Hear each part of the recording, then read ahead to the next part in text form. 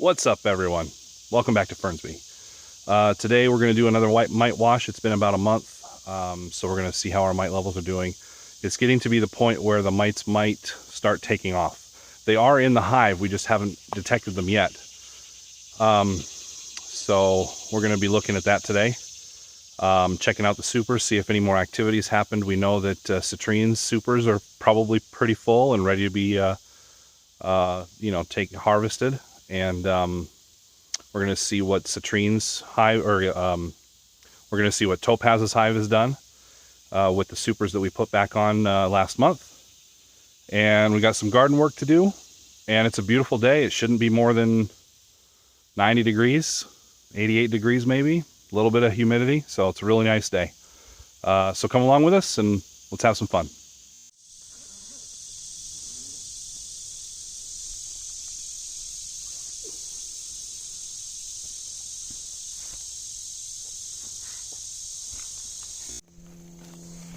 Quick update on the mushroom logs.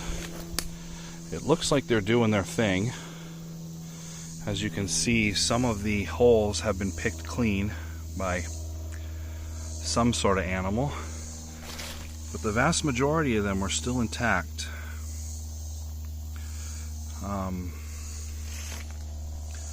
So it looks like they're doing their thing. There's more over there. There's more there, and then back there. So overall, they're just inoculating. The spores are spreading through and eating the interior of the wood, making a nice little home for itself so that it can hopefully fruit in the late fall. But we might have to wait until next spring to see any fruit, considering how dry it's been here. But that's the whole shebang.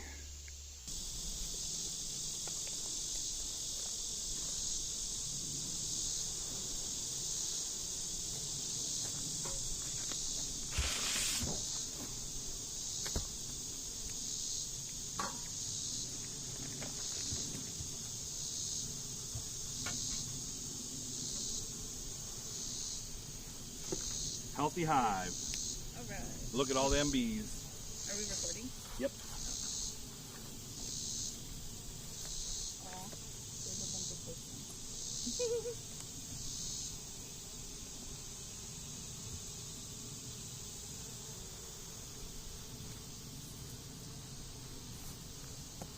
You want to go open I need a Topaz?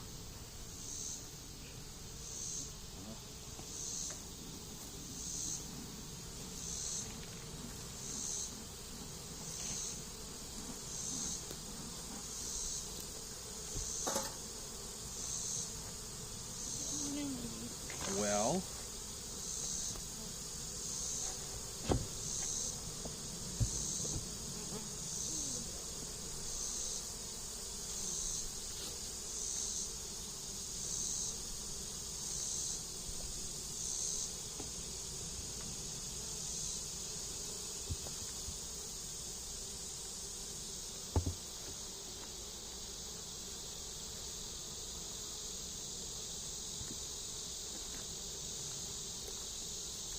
they're eating the honey, Okay.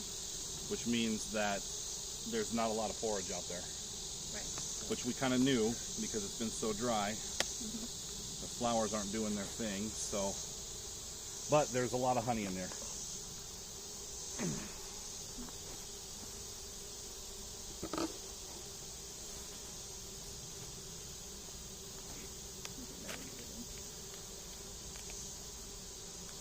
Just want to have a peek.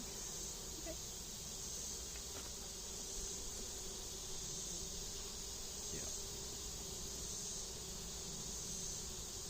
There's honey. Okay. There's definitely extractable honey. Okay. So we'll be extracting again here in the next few days. Yep.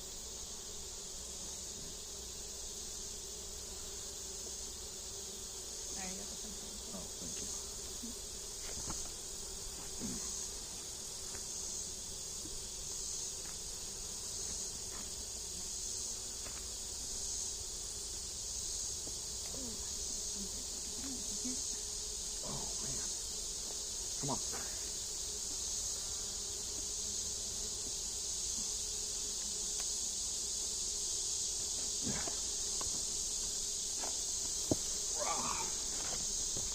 Okay. I'm thinking that Kool-Aid coloring makes it extra sticky. All right, let's take a quick look here. I'm gonna grab the camera. Oh, I see 3 mites on this drone larva right here. Yeah, that's what I wanted to see was the drone larva. So these broken drone larvae. Right Let me here. get out of the sun here. See right there? See Yep, it crawling? there's a mite right there. Okay. Well. Right there, there's mites. Oh, and it just went on that bee. They're fast. Yeah. Okay. Here, let me smoke them so I can get the larva kicked out. Maybe get rid of a mite or two.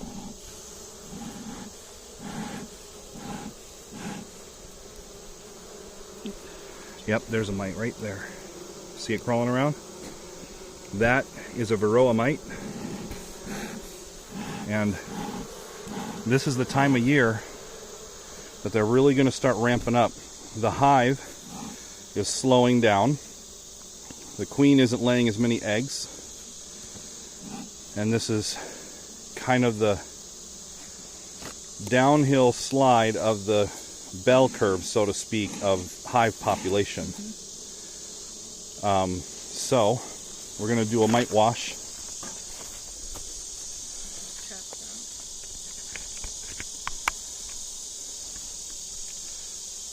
So we're going to do a mite wash. You want me to do it? Which one do you want to get out? We need to get the traps out. Traps. But I think we might have to keep the frame up. Oh, not as bad as I thought it was. And there's some hive beetles. There's a lot of hive beetles in there. Okay. Cool.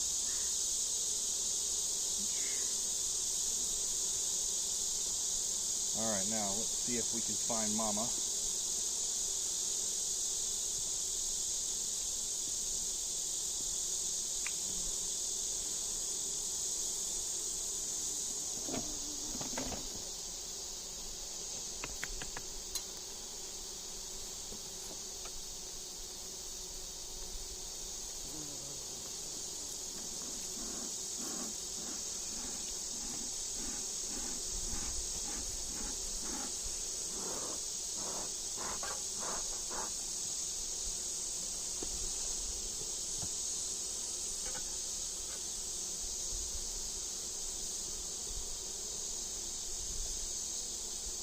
Okay, we're expecting to see supplies. Alright, so we're expecting to see supplies on these end ones. So there's Or places to lay as we do our evaluation. There's pollen. There's very little honey. You can see the capped honey here. You see the capped honey here. Ooh. In these darker cells, there's pollen. But this frame is extremely light because there's nothing on this side, and there's no eggs. But boy, look at that comb. Beautiful comb. That's beautiful comb. So that one was like that. Now, that empty side was the outermost facing frame, which they rarely do anything with those. This one is very light too. This one's extremely. Okay, so I don't know what you've seen and what you haven't seen. We've opened up both hives just to get them ready. We've removed the honey supers from Citrine's hive, and we have pulled some frames and shaken some brood frames into our little brood catching cardboard box here. Oh wait, we check and see. I don't see Citrine anywhere. She's not in there, I checked. No, Derek's gonna shake out half a cup of bees, roughly.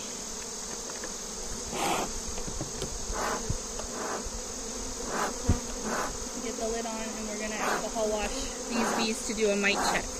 When we opened it up, again, I'm not sure if we got it on film, I hope we did. There was some drone larvae in between the boxes, and when we opened the hive, we pulled that out, and the drone larva that was in there had one of them had 3 mites on it. So we've gone ahead and removed that from the hive, and now we're going to do a little wash here to try and get a count off of approximately 200 bees. So, you know, I'd like to hope that we have a very low mite count, and that by removing those mites that we just did, we have really done a damage to them. So, we'll see though. Okay, they've fixed all the comb. These are the ones that we extracted, and you can see how beautiful and symmetrical the comb is again.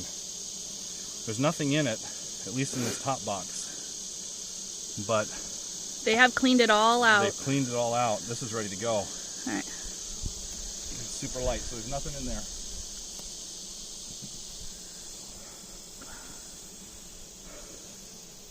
Not too much to scrape off. So. Ooh, these feel a little heavy.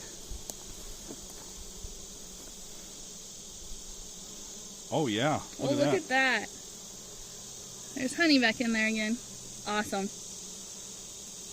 Look Good at that. Job, Capped honey. Look at that. Good job, Topaz. And you can see they're fanning it. I don't know if you can see that. Yeah, they're trying to dehydrate it still, so they're still working on this one. But it should be ready in a few days. That means the bottom one should be ready. Yep. Nothing here. A little bit of nectar. But... Yep. So they're just filling it out, which is surprising. I'm surprised. Okay. All right. See if we can get them to make that a big fat one. Well, it's already capped, so it's not gonna. Yeah, that's true. You need one of the ones that aren't capped.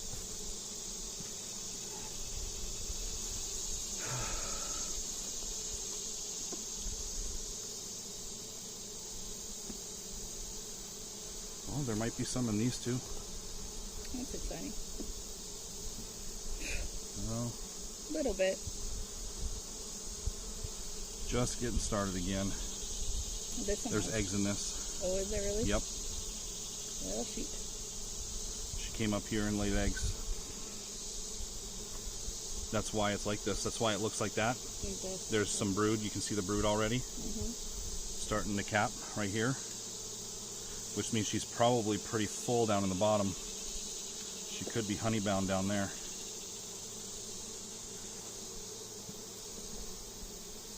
That's all nectar. That's all nectar.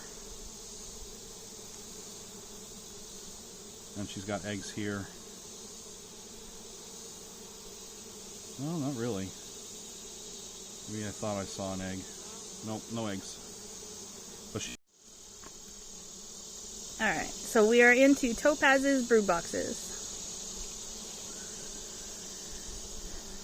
We did see that the bees were able to cap a couple super frames, but we did see that she is laying in others in the bottom super, so we're gonna have to address that, and obviously we won't extract honey from those frames because ew. But Yep. this, you know, we're beginning beekeepers, and this is a learning process. So, oh wow. So this is heavy. That is completely capped honey. Yep. On this side too. Okay. That's a good resource frame for them. And that explains why she's up in the supers laying. So I want to talk about the success we've had in this straw bale garden. We decided to go for straw bale because there's not a lot of soil on the site right now. It's mostly very rocky, sandy. It's not really storing its nutrients down in the layers of dirt, and it's very dead. But over the season, wherever we've had the cardboard, you know, you can pull up cardboard and there's life going on.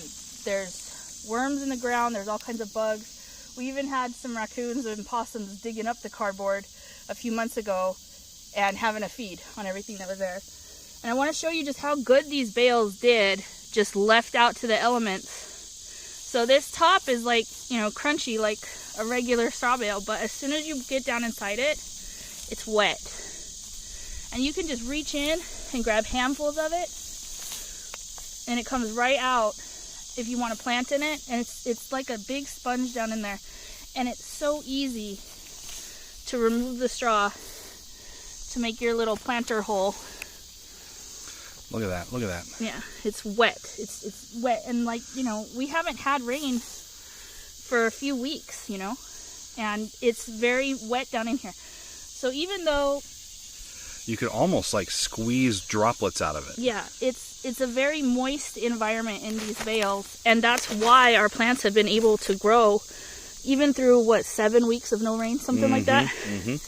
we've had, you know, fruiting plants, and we did not water these except for the rain. I might need your bigger hand to grab this piece right here.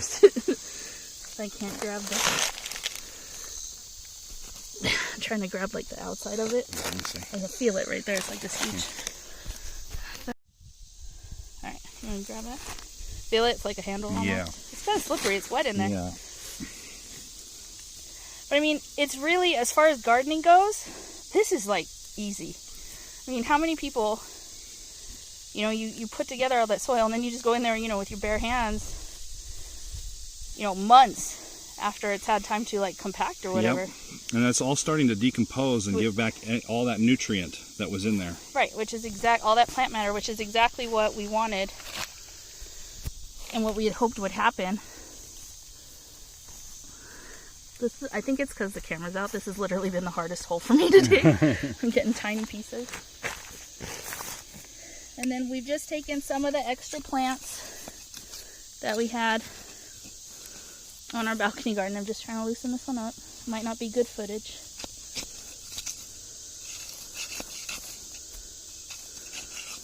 We had a lot up on the balcony.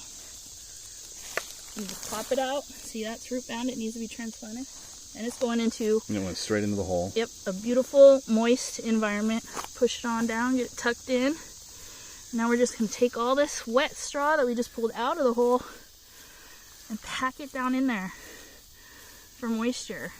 Like the sponge, just holding all that around that plant and keeping it locked in, you know, a really nice, moist environment. Feed it and water it until it rains again. And then as it rains, it's just going to soak up more. Yep. Just put piles of straw all around. Make a nice little happy hole for it. So I'm just transplanting some of the balcony stuff that got started. We're hoping for a little late fall harvest. I had a couple extra zucchini, a few extra chard, marigolds, and some tomatoes that sprouted real late. So beautiful. Yep. Great job.